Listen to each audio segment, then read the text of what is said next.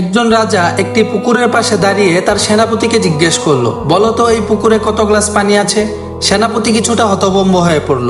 সে পুকুরের দিকে তাকিয়ে কিছুক্ষণ ভাবলো, তারপর বলল, মহারাজ, এই প্রশ্নের উত্তর দিতে হলে প্রথমে এমন আরেকটি পুকুর খনন করতে হবে।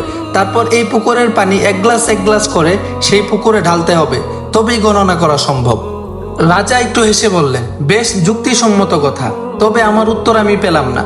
ঠিক তখনই কাছ দিয়ে ছোট সাধারণ একটি ছেলে হেঁটে যাচ্ছিল। রাজা তাকে ডাকলেন এবং বললেন, এই ছেলে, বলো তো এই পুকুরে কত গ্লাস পানি আছে? ছেলেটি মুচকি হেসে বলল, পুকুরে 1 গ্লাস অথবা 2 গ্লাস পানি আছে। সেনাপতি অবাক হয়ে বলল, এত বড় পুকুরে মাত্র 1 থেকে 2 গ্লাস পানি? মহারাজা তো বলেনি গ্লাসটি কত বড় হবে, তাই গ্লাসটি যদি পুকুরের সমান হয় তাহলে 1 গ্লাস, আর পুকুরের অর্ধেক হলে তাহলে 2 গ্লাস পানি আছে। ছোট ছেলের এই উত্তর শুনে রাজা খুশি হয়ে তাকে পুরস্কৃত করলো।